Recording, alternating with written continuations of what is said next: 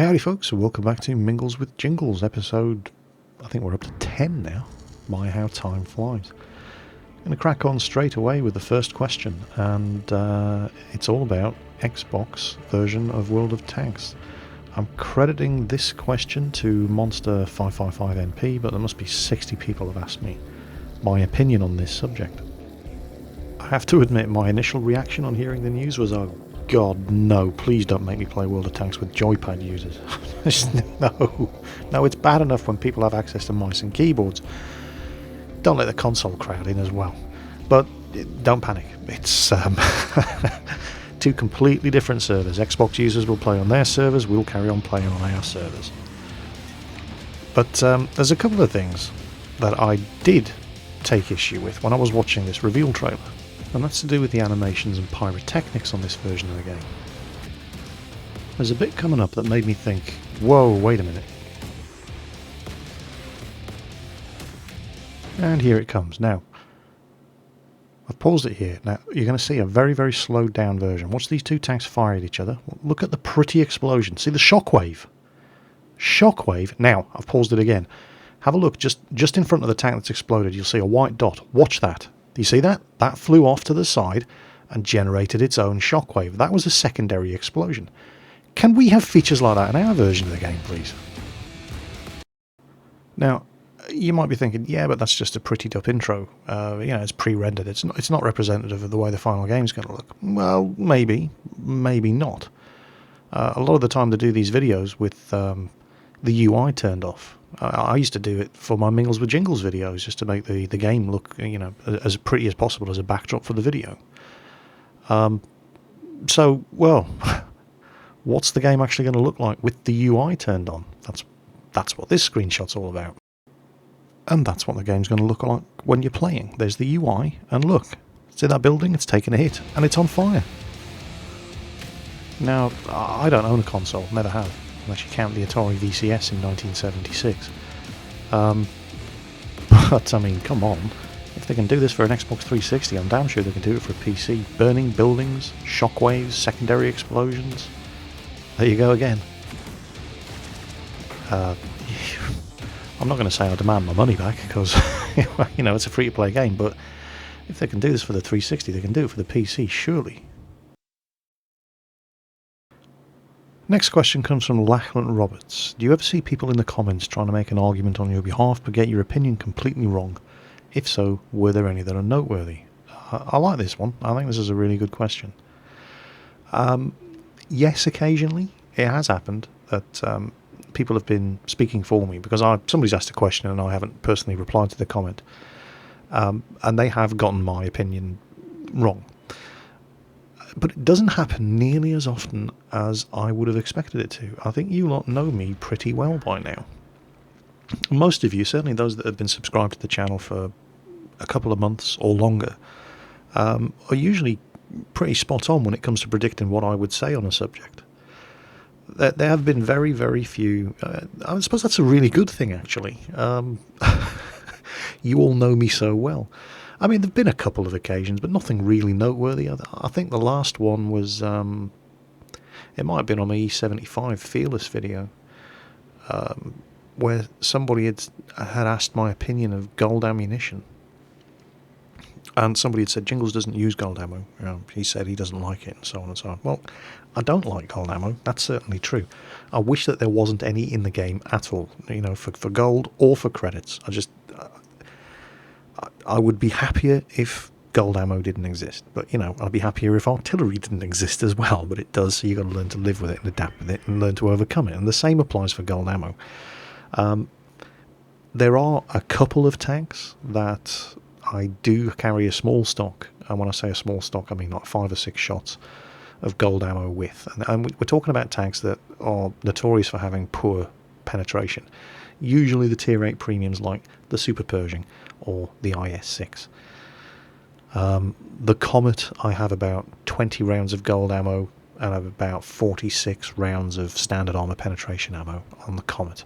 The only reason I have more is because the Comet has such low alpha damage that you need to carry more to do the same amount of damage to higher tier tanks. And that's really about it. I don't think there are any other tanks that I routinely carry gold ammo with.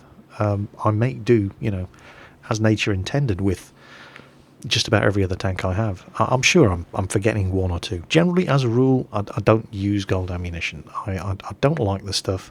I wish it wasn't in the game, but it is, so I'm not going to put myself at a disadvantage by not using gold ammo on tanks that everybody else uses gold ammo with. E100's another example. I mean, I don't load it out completely with high explosive anti-tank ammo. I have some for when I'm coming up against other E100s or tough tanks like the E75 or the ST1 or the STI or whatever you want to call it. But generally speaking, no. The guy who answered the question on my behalf on that occasion was mostly right. But I've never said I'll never use gold ammo. I do use it occasionally, but I prefer not to wherever possible. Other than that, you guys are mostly spot on when it comes to evaluating what my opinion on any one subject is likely to be. And I suppose it's, you put enough videos up, as I always say, sling enough shit at the wall and some of it's going to stick. And when you put as many videos up as I do, the audience gets to know you. And I've never exactly been shy in putting my opinions forth. So it's not surprising that you all know me so well. Next question comes from Oliver Reed's love child. There's a bit of a background to this because his late father was also in the Navy like me, but he worked on submarines. He was a leading signalman and sometimes a ship's writer, like me. His action station in the late 1920s in submarines, before the Second World War, after the sub had dived, was sitting in the officer's toilet looking out of a small slot in the door, writing down all the commands and orders given in the control room. And at least one officer always managed to take a really big shit before the sub dived. So you can imagine what it's like sitting in that tiny... Oh, that must have been awful. Well, Oliver Reed's love child's question is, were any of my action stations ever that bad? The short answer is no. No, your dad's got me beat there, definitely. Poor sod. That must have been horrible. Sitting in a submarine with the air being recycled, sitting in a submarine's toilet with the air being recycled in a tiny little room with almost no ventilation, with a massive turd in the pot underneath you. Yeah, that must have been pretty atrocious. I don't think I can beat that. Let's see. As a signalman, my on-watch action station was just sitting in the main communications office, same as I did whether the ship was in action or not. The only difference was we had to wear a whole load of extra crap that just, anti-flash, all that sort of stuff, life jacket, and so on and so on. It was just my normal job, but a pain in the arse. My off-watch action station was the secondary communications position, and that was on top of the bridge roof with a Klansman portable radio. And that was all right. I mean, it was cold. It was usually very cold and very wet, but you got left alone. Nobody bothered you until it came time to do a communications check. Otherwise, you were fine. The worst thing that could happen was that the ship would take a simulated hit and the communications room would get knocked out, and suddenly you would be responsible for all tactical communications. And then, then things got busy. But again, it wasn't bad. I had another action station, the Deep Sea Wolf magazine. That was unpleasant. The Deep Sea Wolf magazine in a Batch 1 Type 22 frigate was well below the waterline. That's why they called it the Deep Sea Wolf magazine. And if the ship ever got hit, you were never getting out of that magazine alive. So it did have its downsides. It was freezing cold down there as well. I mean, who puts heating in a...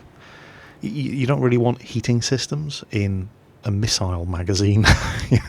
Things can go wrong, and there was never anybody in there. It was right in the bowels of the ship, so there was no reason to put environmental controls down there, and it got really cold. But the plus side was that even though if you got hit you were guaranteed to die, and if you didn't get hit you were going to half freeze to death before you were allowed out of there, but you got left alone. So it was boring, but it was quiet. And when you're doing when you're working the ship up and you're doing training before going on deployment, any opportunity to catch some sleep when you're left alone for a couple of hours at a time, you take the opportunity to get some sleep. So Deep Sea Wolf magazine it could have been a lot worse. At least you managed to get some sleep during action stations, which is a serious crime, by the way. You'd always have one person next to the phone staying awake in shifts throughout the action stations, but pretty much you would get left alone. So that was uncomfortable, but it wasn't, downright unpleasant like your dad had it. When I branch changed to writer, things were, it was just gravy train all the way, because I then got trained up as a first aider, and on Type 42 destroyers, which I always served on when I was a writer, my action station was the aft first aid post, which was in the petty officer's mess. So it was, and especially if you were doing an action stations drill that didn't involve any simulated casualties, it was just nice comfortable couches and chairs, and sit there reading a book or get some sleep or have a drink, and of course it's the aft, the aft first aid post, and it was literally, you'd step out of the petty officer's mess, turn left, and 15 metres aft was the quarterdeck, and you could pop out for a sneaky smoke. It was great. So I had it pretty easy really for action stations. Certainly not like your old dad. Poor bastard. Imagine sitting in a toilet for hours at a time. Oh, that must have been horrible. Next question comes from Frying Pan 311. He wants to know, Jingles, when War Thunder gives us ground vehicles, would you prefer to drive a medical truck, a radio truck, or an arty tractor, and why? Well, ask me a tough one. A choice between an artillery tractor, right? Everybody's going to want to be shooting at you if you're pulling artillery around. A radio truck, take out the enemy communications first. It's basic. Or an ambulance. People aren't supposed to shoot at ambulances, are they? Yeah, I think I'll drive an ambulance. It's got to be the safest place on the battlefield. Although, if I'm on the enemy team, the safest place on the battlefield is probably going to be in the artillery tractor, because I'm not allowed to kill you, am I? So, yeah. Yeah, but for me, definitely medical truck. Yeah, I don't want to get shot at. Do I look stupid? The next thing I wanted to talk about was referring back to something that I did in the previous Mingles with Jingles video, when I posted a picture of what my Tankfest costume was going to look like. I'm going to Tankfest on the 30th of June, as I keep mentioning in all of the previous Mingles with Jingles videos, and I'm going dressed up in the costume of German Panzer crew. And a lot of people saw the picture and immediately assumed I was going as an SS German Panzer crew, and that offended a lot of people. And I can understand why. It's a perfectly reasonable assumption to make. Now, I'm attributing this question to Sniffer194, but there were a lot of different people who all made the same mistake. And his basic question is this. Why do you like to dress yourself like a Nazi, Jingles? I know that no army is without sin, but that just seems particularly disrespectful to me. And a lot of people made this, we'll call it a mistake. Because in fact, here we go. I'll show you what the costume actually looks like. Once again. And, looking at it, I suppose I really should have made it more clear what the uniform actually represents. Because, it's black, it's got death's heads on the collars. You're dressing up as the SS. Why are you dressing like a Nazi? Well, I'm not. And it's a very, very common mistake that a lot of people make when they see German Panzer crew. Those death's heads on the collar tabs, they are actually date back to Prussian cavalry regiments, which is why the tank crews adopted them. The SS had one on one of their collar tabs. They had an SS rune on the other one, and the SS death's head was different. It had a jawbone, whereas the Panzer crew ones didn't. In fact, later on in the war, a lot of the Panzer crew started taking those collar tabs off because they didn't want to be mistaken for the SS. That is not an SS uniform. It's not a Nazi uniform. It's a German army Panzer crew uniform. The only reason it's black is because if you work inside a tank, you get covered in oil and diesel, and that's why they chose black uniforms. The skulls on the collar are not SS skulls. They're a different design. They're Prussian cavalry regiment skulls. Alright, it's not an SS uniform, it's not a Nazi uniform. I wouldn't dress up as a Nazi. I just think that would be an incredibly poor taste, going to a military show, dressed as a Nazi. I wouldn't do it, I'm not doing it. I'm dressing as German Army Panzer crew, not SS, not Nazi. So, it's a very common mistake to make, and I should have, in the first place, I should have, clarified what the uniform actually was. So, there, I hope that clears everything up for everyone. Incidentally, remember, if you see me at Tankfest, feel free to come up and say hello, shake my hand. My trusty minion Eddie will be carrying a bag of goodies, And as long as the goodies last, I'll be giving out spot prizes to anybody who meets me. So looking forward to meeting you all at Tankfest, dressed as German Panzer Crew, not SS. Okay, glad we could clear that up. Jackpot 1990 wants to know, Jingles, have you ever fired a real gun before? Hell yeah, I was in the military for 22 years. What do you think we used? Harsh language? I've never fired a weapon in anger, put it that way. I came close once, which I talked about in a previous Mingles with Jingles video, where I nearly killed an old woman because she was being incredibly stupid. But that's in a previous Mingles with Jingles video. But that's it. That's the closest I've ever come. I've never actually pulled the trigger for anything other than practice. What weapons have I used? Let's see. Back in basic training in 1989, that would have been the SLR, self-loading rifle, the British L1A1, which is a British licensed version of the FN FAL, produced by Belgium. Also the Sterling submachine gun, the SA-80, obviously, the Browning high-power pistol. Ooh, story time. Here's one for you. When I was on HMS Newcastle, I can't remember exactly when it was, it would have been any time between 2000 and 2005. We were doing a South Atlantic patrol, and on the way down we did a number of visits along West Africa. West Africa is mostly just one big shithole after another. Horrible place. And we stopped in Sierra Leone. It was just after the Civil War had ended, and there was a regiment of Gurkhas there as peacekeepers. Now, about half a dozen of us were lucky enough to be invited to go up to the shooting range with the Gurkhas and try out a whole bunch of captured weapons that they captured from the rebels and the militias. And of course, I was like, yep, I'll have some of that, thank you very much. Surprisingly few people were interested, but half a dozen of us all went up, and what the Gurkhas had done is they'd basically just used explosives and blown a firing range in the jungle. They just cleared trees and bush with explosives, in the finest style of the Gurkha regiment. And they used it just to go up and play, basically, with all these captured weapons. And they had all sorts of things. I mean, as well as the 50 caliber machine gun and the general purpose machine guns mounted in the long wheelbase Land Rovers that they had, which we got to play with. 50 caliber machine gun. Oh, yes. General purpose machine gun is pretty meaty as well. 7.62mm. That's nice. And we got to play with AK-47s and RPKs and PKMs and G3s, G3 SG1s, G3A1s. You name it.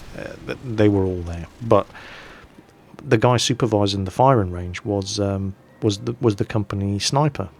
He was a Gurkha sergeant, and he had his L96A1 rifle with him, and I was eyeing that little beauty all day, and I talked him into letting me have a go. This guy had actually won the Queen's Medal at the Bisley rifle shoot 2 years in a row. He was an expert shot. Now, I'm a pretty good shot. I mean, I'm not sniper standard by any stretch of the imagination. I'd qualified as a Navy marksman, and that's nothing special. All that means is you have to 2 years in a row score at least 50 out of 55 hits when you do your Naval Annual Personal Weapons Test, and it means that you're a good shot. It doesn't mean you're great. So I was a pretty good shot, and I badly wanted to go with this rifle, and I eventually talked him into letting me have a go. So he gave me one bullet, excuse me, and he handed me the rifle. He made sure I knew how to use it, and it's a bolt action rifle. It's not that complicated. And I set the thing down on the bipod. I pulled the cock and handle back, and I put this bullet in the chamber, and I pushed the cock and handle forward, and it got about halfway forward, and it jammed. And when I say it jammed, I don't mean it jammed so hard that they couldn't get that bullet out with any tools available on the firing range. The rifle was written off. It had to be taken back to the armoury, and the armourer had to have a go. So not only did I not get to have a shot with my dream rifle, I ruined this guy's sniper rifle. I swear everything I touch turns to shit.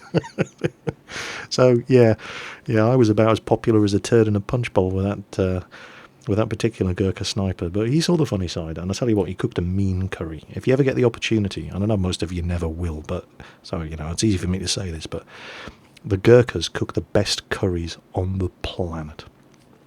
Make sure, if a Gurkha ever offers to make you a curry, make sure your last will and testament is up to date, because their food is evil. But yeah, that's another story. But that's how I managed to, write off an L96 sniper rifle without ever getting to fire a shot. Mr. Pixel Monster wants to know, Jingles, can you recommend some books about World War II? I certainly can. Everybody's seen Band of Brothers, or if you haven't, shame on you, go and watch it immediately. But Band of Brothers was a book long before it was a TV show. It was written by an American historian who sadly now died, called Stephen Ambrose. And basically Stephen Ambrose's thing was going around talking to veterans, whereas a lot of historians spent a lot of time in libraries and archives poring over old documents. Stephen Ambrose did some of that, but mostly he went and he spoke to veterans, and he got the veterans' accounts of the battles that they were involved in, and that's basically what made Band of Brothers such an amazing TV show. Now, he wrote other books. I recommend, as well as reading Band of Brothers, it's a fantastic book. I recommend you read Pegasus Bridge, which is the story of the Oxford and Buckinghamshire Gliderborne Infantry Regiment, who took Pegasus Bridge, as it's known now, the bridge over the Meuse and Orne canals, which prevented the German army from reinforcing the beaches. Held it for a day until relieved by troops from the beach. Fantastic story. I also recommend you try Citizen Soldiers and D-Day, two other books by Stephen Ambrose. Fantastic stuff. Really, really good. Highly recommend it for anybody who's even remotely got the slightest interest in World War II history. They're great, great places to start.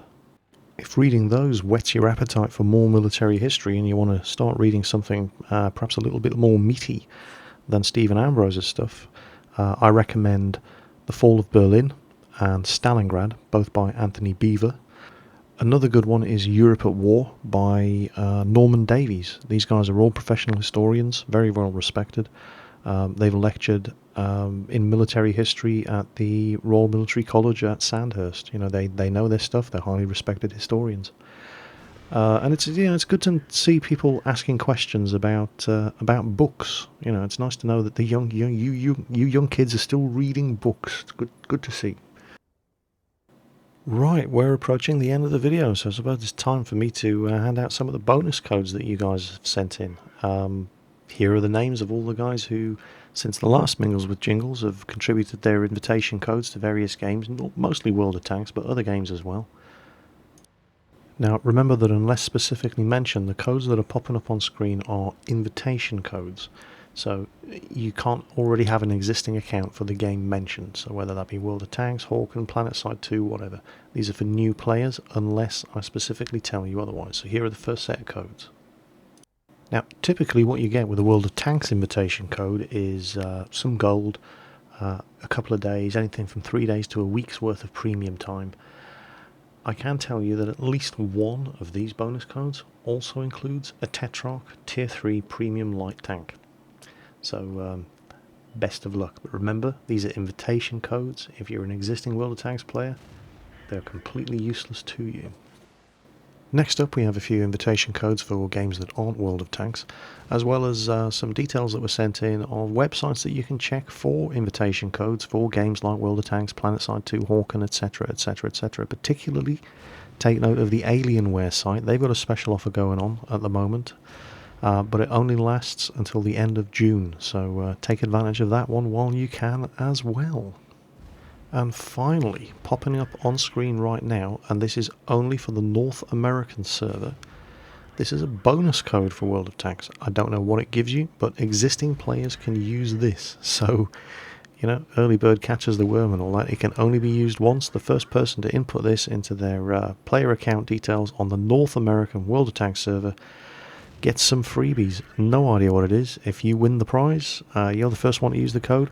Let me know in the comments of this video what it was you won.